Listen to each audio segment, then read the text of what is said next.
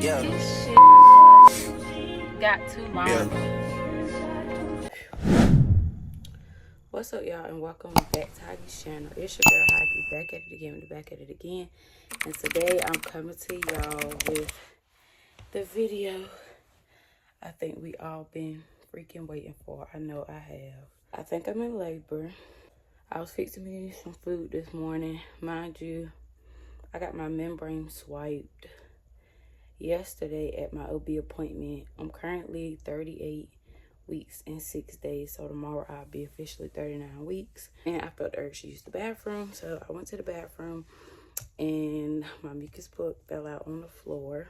I'm not feeling any contractions right now, but I was already feeling like he wasn't moving like he normally move, so I was already thinking about going to the hospital anyway. But my mucus plug came out, and I just feel like it's time, like he coming.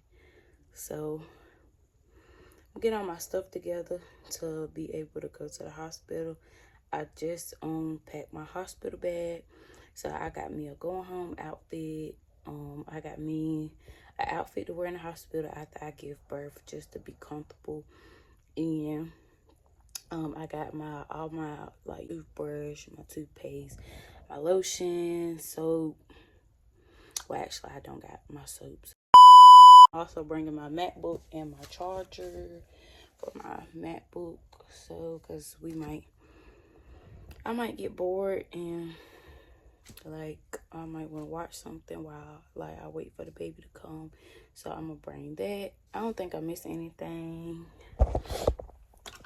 If I am, then I am, but I gotta go ahead, hurry up, go to the hospital and get this process started. I'm about to pre-start the car and then tell my boyfriend that I'm ready to go, so we can get ready to go. My lips are chapped right now, y'all. Like, I hate it. I am so glad, like, it's time. It's finally time. I'm so tired of being pregnant. I'm gonna either have a baby tonight or tomorrow, so I'll get to y'all the next time I'm doing something. This is me in the future, and I'm gonna just give y'all the rundown of what the footage doesn't. Sleep, y'all. I'm trying to keep him asleep for as long as I can post this video. It's gonna be vlog style slash, sit down story time style. So as you guys could see in the footage, I started this vlog off December the 22nd, you guys, because like I said in the footage, I started to feel symptoms like I was about to have him. I started to feel like it was time to have him.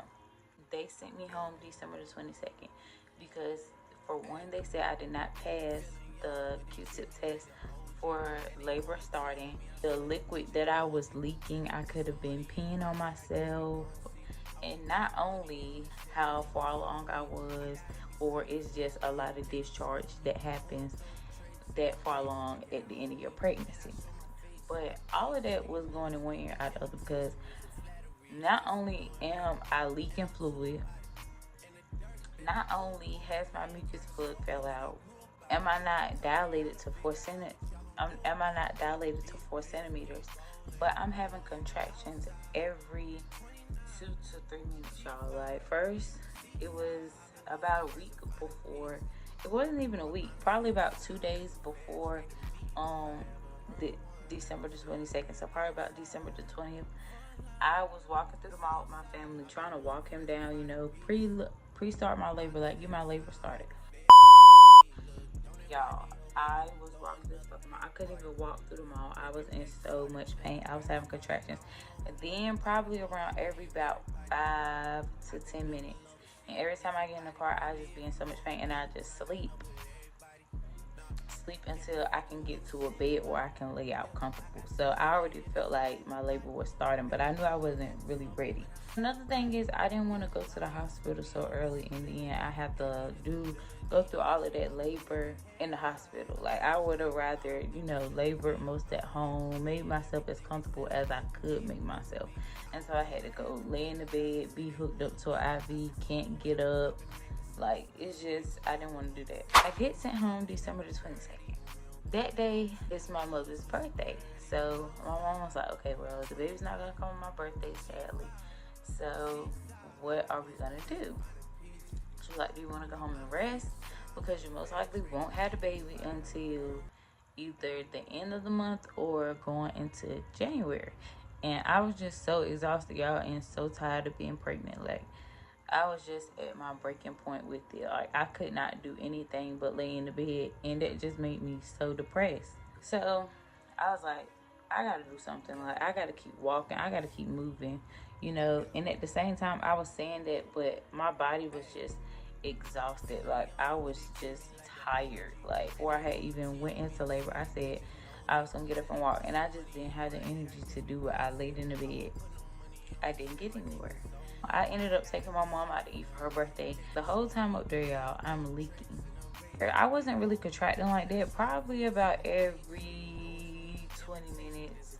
It was like far apart for the contractions. We get in the restaurant and we eat and everything. And instantly after that, y'all, like, my stomach just gets so freaking tight. So freaking tight. And I'm just in pain. I'm so uncomfortable. And I feel like pressure. Like, it was just like his head was like, like, and it hurt so freaking bad to walk. Like, I'm literally waddling out like a penguin in slow motion out of this restaurant. I was in so much pain, and I was like, there's no way I could be leaking like this. I'm in pain like this. And at this point, y'all, the contractions are getting closer and closer and closer. I ended up going home that night because when I was pregnant and I was staying here by myself while my boyfriend is at work, I would sometimes, especially at the end of my pregnancy, go stay with my mom at my mom's house and, you know, be with her, and she could watch over me just in case I need to quickly get to the hospital or anything. I'll just be with her. I ended up not even going with her that night. Like, I was just so uncomfortable, and I wanted to be in my bed, especially during this time. Like, I wanted to constantly take showers because I just didn't like, I was wet, y'all, to the point of, like, I was pissing on myself. That's the point. By the time my boyfriend I took a shower when I came in. By the time my boyfriend got home from work, y'all, my panties were wet. Like, I pissed in the bed. Like, this is basically December the 23rd, the morning of, because he gets home around about 3 o'clock in the morning. So it's around that time. So this is December the 23rd. And I'm like, this is not right. Like, something is going on. So I had on some shorts, and like, they were light colors so you could see like what's going on. But before I had put those shorts on, I ended up taking a shower after my boyfriend, like, he had checked me or whatever. He was like, you are, because I can't see down there. Like, I got this big belly. So he checked me. He was like, you are wet. Like, you pissed. It like you pissed on yourself. So I'm like, oh my gosh. I get in the shower. But in my head, I don't want to go to the hospital immediately because I'm like, at this point, I'm so pissed off. I'm so tired. And if I end up getting sent home, it's going to piss me off even more. So after I got out the shower and everything, my boyfriend, he was just like, so do you want to go to the hospital?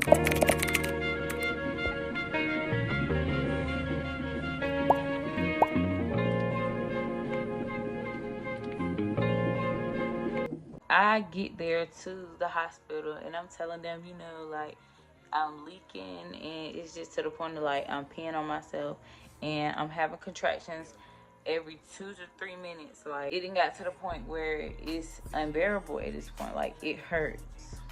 And I was in so much pain during those wee hours of the morning. But it's like, when I got settled in the triage room and my baby just got on the monitor, and I needed to know if he was coming or not. And I know I wasn't putting him in distress, but it was kind of making me stressed because I just wanted to know, like, is he coming or not? Is he okay? Like, is everything good? Because I know my body, and I know when something is wrong with me, and it just feels like my son is on his way.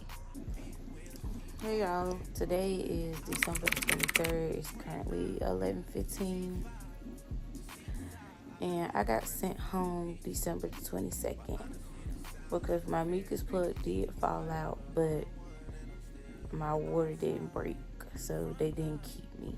They sent me back home. So I was devastated, and I didn't even feel like picking up the camera.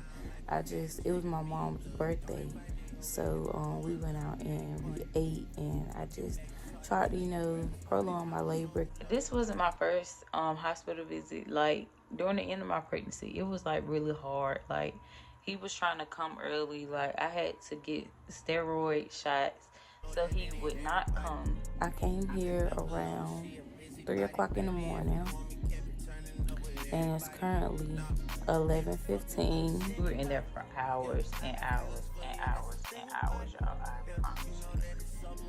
And it's just a whole lot, y'all. Like, I'm gonna have to end up doing a story time of my labor and delivery, and this is just the start. The lady ended up coming in and telling me, she's like, okay, so we're gonna have to do an ultrasound. The test was negative for my fluid leaking, but since I was complaining about the leaking, my doctor wanted to run an ultrasound and see how much amniotic fluid I had left.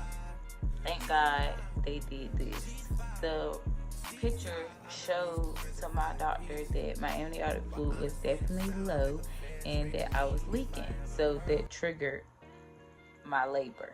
Like, I was already going into labor, but I wasn't dilating beyond. I was 2 centimeters and 80% of face. And I think I changed to like 90% of face by the time I got settled in the triage room and I got checked for that second time. When I got checked for that second time, I was probably 90% of face then, but I still wasn't dilating. So they had then decided, after seeing that my fluid was low, my labor needed to go ahead. And if I wasn't putting myself like further into labor, like kick-starting myself further into labor, unless you're 4 centimeters, they won't keep you. But for my sake of me losing fluid for my son, I had to have him. I'm currently still 2 centimeters dilated and 80% of face. So I'm still early on. My contractions have calmed down a lot. When I first got here, I was in a lot of pain. I was just leaking. From there on, that's when I get the news about the hospital not having any anesthesia. The hospital that I was supposed to deliver my baby at is having complications, so they're currently out of anesthesia. And if I was to have a emergency C-section, they don't have the anesthesia to cover that, so I have to get transferred, which is stupid as hell. Like, how the hell are you a hospital, a functioning hospital, and you run out of anesthesia? So instead of me going ahead because I'm like, if y'all already know I'm losing fluid, like, why am I still waiting about 2 hours, y'all? I waited for hours and hours to find out what was going on and what was going to be the next step for me and my son.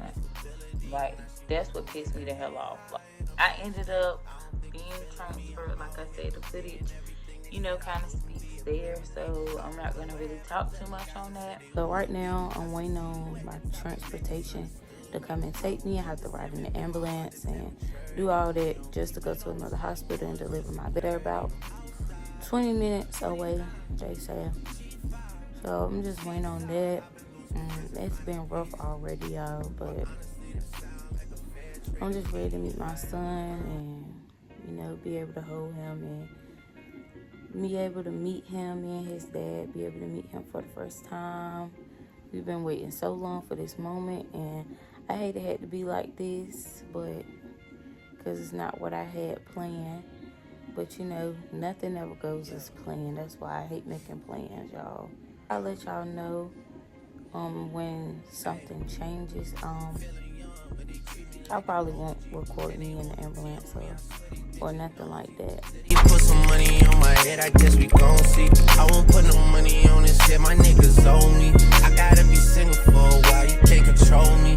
Uno, those traits in a race, they can't hold me. And I show my face in a case, so you know it's me. Imitation. Alright, so last time y'all seen me, I told y'all that I would be transported to another hospital, and I'm in another hospital. I'm finally in my labor and delivery room. So this is the room that I probably have the baby in. It really look like a recovery room, but this is the room I'm gonna be having a baby in. I want to hear everything, let y'all know and update y'all, because I know my mom and my boyfriend gonna be up here in a second and they gonna want to talk. So go ahead and let y'all know what's going on. They just really got me set up on the monitor and stuff.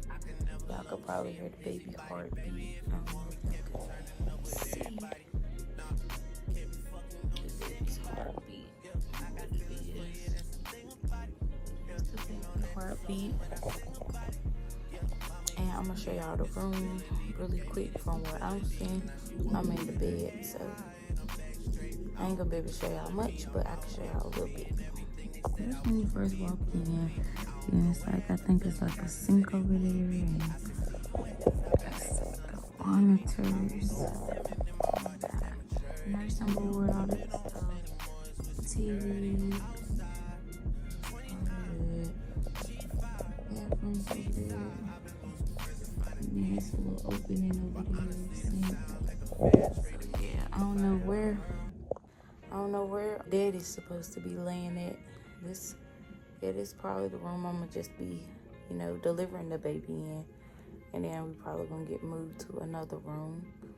But that's it for now, and I'll let y'all know when something else going on, because I really don't know what's about to go down. They haven't put me on any like Pitocin or anything like that. So yeah, I have to let y'all know. After transferred and all of that, as y'all seen, I was just really exhausted and I was really tired. And it was very painful, very uncomfortable. And I think it was a lot with my body shape, like my body and how small I was when I got pregnant. I was like 127 pounds when I got pregnant. And I ended up being almost 180 pounds with him. And he was only 7 pounds and 7 ounces. Like, it was just a lot on my body. And my body was, when it was tired, it was tired. Y'all seen me get transferred. Y'all seen the hospital room. And I told you guys that at that time, I wasn't on any Pitocin or anything like that. I'm gonna jump to when I got hooked on to the Pitocin. So when I got started on the Pitocin, I think I had to be 3 centimeters in order to get started on it anyway. So when I finally got to that place, I got started on the Pitocin, which was kick-starting me into my labor. When I got the Pitocin, y'all, it's like I went through like 2 bags and I felt nothing. Like, my mom was like, "Are you good?" Like, I'm sitting up watching, I ended up bringing my MacBook and I watched you, and I was good. And I think I ended up falling asleep one good time, before it got intense. But, I was good. Then I started to get around that 3.5 going on 4 around then, and that's when it started to like okay, it's getting intense. I could not do that. Like, I could not do it. I ended up getting an epidural, but I see why a lot of women, make that sacrifice and do go unmedicated. It honestly feels like when you get that period cramp in your butt, like when you have when your period is on and you get that sharp period cramp through your butt, it feels like that, but it's like gravity pushing down on it, making it 100 times worse. Like, and it just comes and goes every 2 minutes. And with it I was doing good at first with the pain. I was like breathing through it. And then when I got my break, it was just like, oh my God, I'm so glad to have this relief.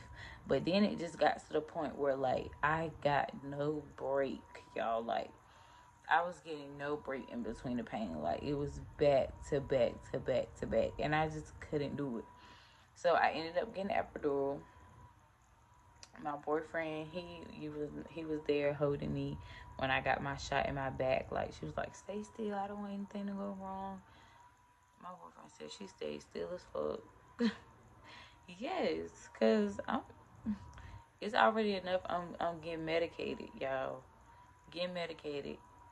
I'm gonna stay still. I don't want no long term effects from this shit. Like, if I might be in pain now, but stay still, be calm, and I ain't gonna be in pain later. And I definitely wasn't. After I got the epidural, y'all, I slept my whole labor. They were waking me up, I think, around when I was at 9. It might have been 8 centimeters. I was asleep. I was in and out of sleep. And they was asking me, like, did I feel pressure? Did I feel him, like, coming down? Did I feel a lot of pressure down there?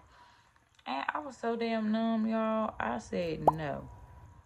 They kept asking me. I said no. Right when I was stuck at like 9, I think. I was stuck at 9 centimeters for about 30 minutes to an hour probably.